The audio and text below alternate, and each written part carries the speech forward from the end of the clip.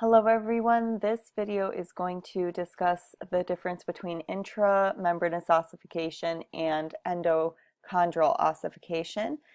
We are first going to discuss the intramembranous ossification, and before we do that, I want to mention that both ossification processes have to start out with some type of connective tissue precursor. So I'm just going to write the start here. You know what? Sorry, I just want to write smaller so we can fit everything in here. Okay, so our start, we have to have some type of connective tissue precursor. So what is that going to be for our intramembranous ossification? It is going to be that membranous connective tissue, right? And what that is going to be our fun revisit to chapter 4, dense, irregular connective tissue. Okay, so that's where our bone is going to start out from, this dense, irregular connective tissue. And where we're going to find this type of tissue to go through intramembranous ossification is within our flat bones. So that's why I have this great little picture over here of the fetal skull. This is at about 8 weeks. Okay, and I want you to just, let's think of this frontal bone or parietal bone, whatever one is your favorite here. But we're also going to have this process going through to develop the mandible and also the diaphysis of our clavicle. So how do we start out doing this? Well, we have this dense irregular connective tissue, and within this connective tissue, we are going to have those kind of spindle, star-shaped mesenchymal cells. And remember, these mesenchymal cells can become whatever they want, right? So they are first going to become those, I'm just going to put osteogenic progenitor cells. Then they are going to turn into osteoblasts. And we know that our osteoblasts are going to start to secrete matrix. Okay, so here are my little osteoblast guys, and they start secreting their bone matrix all around them, right? Okay, now keep in mind that this bone matrix right now is not calcified. We don't have any crystals in here. So I'm just going to put uncalcified matrix, which is also known as osteoid, which I think I mentioned to some of you guys in tutoring. So if you come across that term, you know what it is. Okay, so what's happening now is that we are going to start to have some of these osteoblasts become trapped within the matrix. And so what are they going to become? They become osteocytes. And at this point, they get some kind of signal, and really the osteocytes kind of look very similar to the osteoblasts. We're going to fill this all in with matrix anyway. So, but now at this point, this matrix gets the signal. It gets the alkaline phosphatase enzyme to start bringing in calcium crystals, and this bone matrix is now going to be calcified.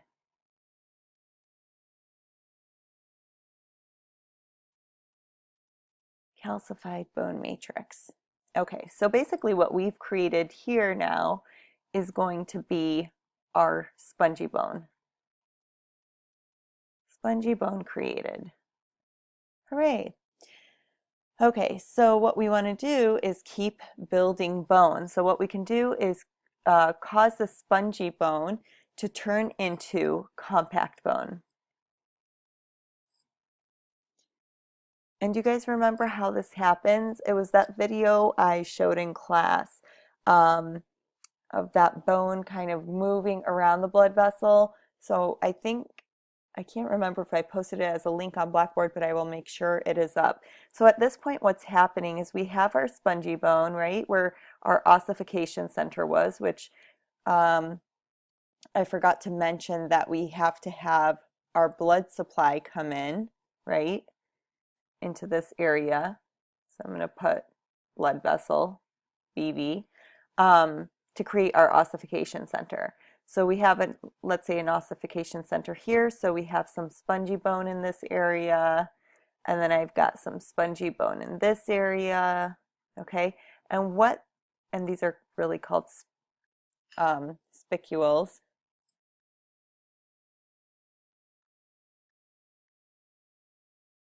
Okay, and what they do is they start converging together, and they're going to make one nice piece like this, and then we get maybe we had a blood vessel here, so I'm going to put BV again for blood vessel, and what it starts to do is it is going to create an osteon around this blood vessel, BV.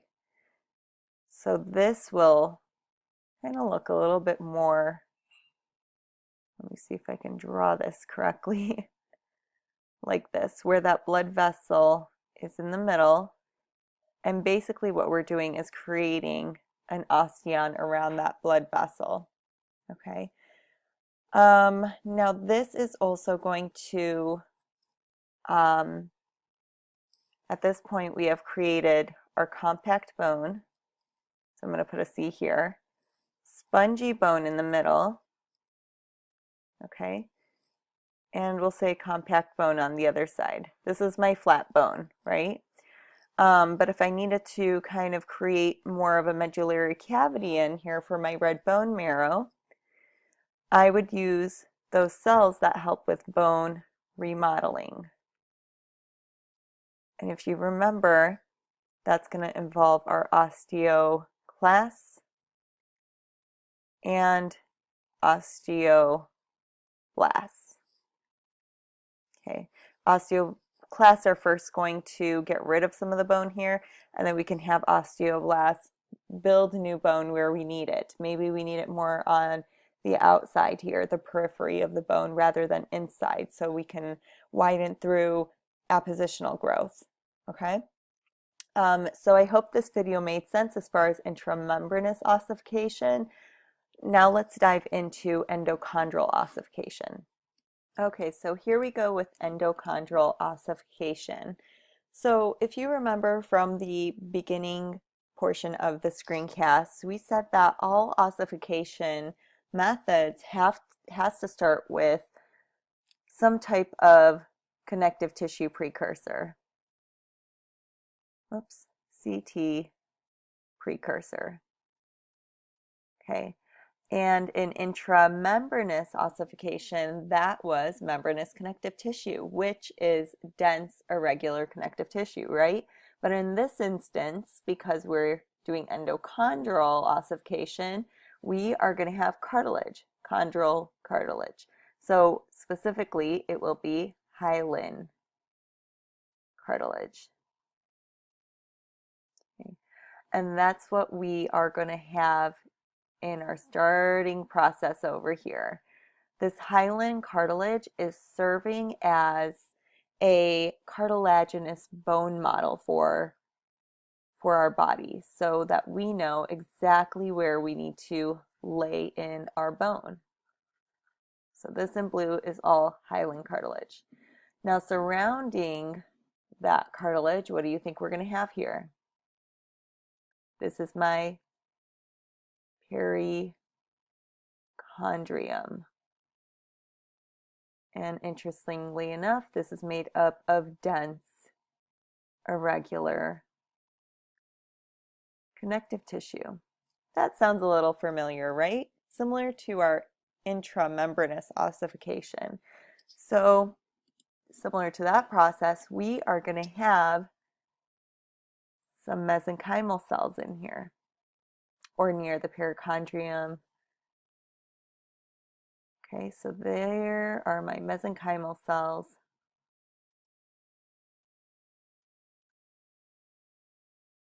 And remember, they can become whatever they want to be, right? So at this point, I kind of want to backtrack a little bit and talk about how this took place. We had some mesenchymal cells here, and what they did is they turned into chondroblasts, which we know would secrete cartilage matrix.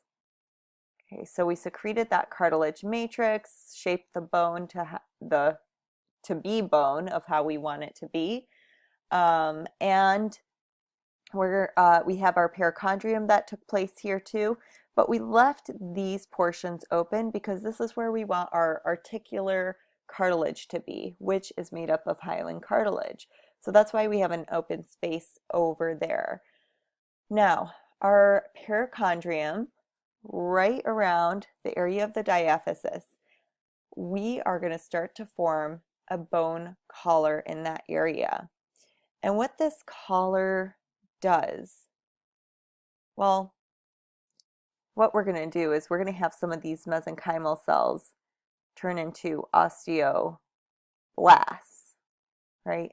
And that's what's going to cause the bone collar to appear. So I am going to change this up over here. We're going to make this the bone collar. Okay. So what this bone collar is doing is it starts to kind of compress. Kind of like think when you are wearing a collar to a button-up shirt, how you feel a little, I don't know, at least I do. If I button it up all the way, I feel a little claustrophobic, like it's cutting off my circulation. You want to open it up, lay loose, right? So what it's doing is it's compressing and it cuts off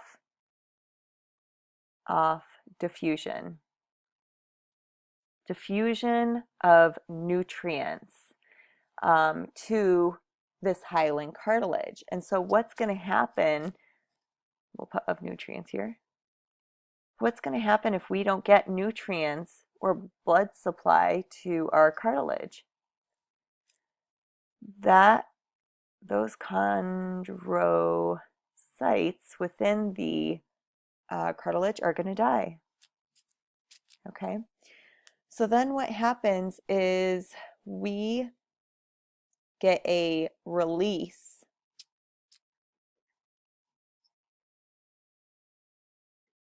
of calcified cartilage matrix.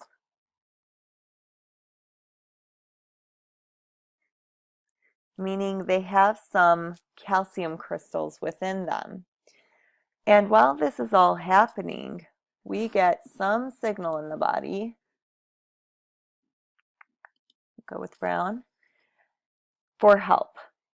Okay, so I like to think of this, I'm sure we have some Game of Thrones fans out there, we're going to call this Game of Bones. Dun, dun, dun, dun, dun, dun, dun, dun, dun, dun, dun. I'm probably not even singing that right. Anyway, what's happening is we are having an area, right? All of the people are dying, which happens in Game of Thrones quite a bit, but all of these chondrocytes are dying. And what happens is somebody called for help, okay? Somebody called for help. And so help is going to arrive, and it arrives in the form of a periosteal bud. Well, we actually have quite a few different terms that people use. We have periosteal bud, we have periosteal capillaries, perforating blood vessels. It's all referring to the same thing. What it means is we are going to have a blood vessel start to invade into this tissue. This is my blood vessel or capillary, however you want to say it. Okay. So, our periosteal bud comes. Great, we have nutrients, but along with them, they have an alliance to some osteogenic cells. And these osteogenic cells are going to turn into osteoblasts. Now, do you think these osteoblasts are going to want to help out the chondroblasts and chondrocytes to make it into cartilage? No, it has its own agenda. It wants to create bone matrix, right? And so we have to say the winner here is osteoblasts, and they are going to invade that calcified cartilage and lay down the beautiful bone matrix and create spongy bone. So it creates its spongy bone, okay? All from that bone collar and that blood vessel coming in. So that makes this the first ossification center there. That's your first ossification center. Okay, so we've got our spongy bone in place, and what's going to happen next is we're going to work on creating these epiphyses, the proximal and distal epiphyses. And we also need to start working on our medullary cavity here in the diaphysis. So how are we going to do that? Well, within the epiphyses here, we are going to start to create our secondary ossification centers. So I'm just going to put a second here. And this is really going to happen after birth. After birth. I know, it's amazing. Our bones aren't completely formed yet after we're born. So this first part may be done, but the second part needs work. And so we get more blood vessels going over to the epiphysis, distal and proximal, and that creates our secondary ossification center. So we are going to, with those blood vessels, have these osteogenic cells come in again, turn into osteoblasts, secrete bone matrix, and we get spongy bone in that area. At this point, our original cartilage model is now basically turned into bone, except for we left a little bit of articular cartilage at the top, and then we're also leaving some space. I'll block this out here. Some space in here between this epiphysis and the diaphysis, and also the distal epiphysis and the diaphysis. And this space here is going to be that epiphyseal plate, right? Which, if you link back to the two types of growth that we have within bone, appositional and interstitial, this stays as hyaline cartilage so that we can go through interstitial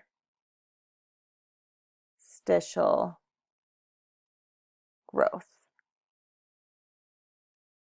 of bone. Okay. All right. The last thing we need to mention is after we go through our bone growth phase, so we are now entering adulthood,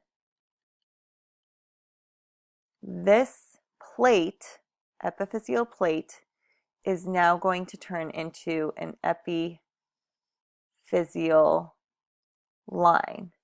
And at that point, what's happening is that primary ossification center is fusing with our secondary ossification centers.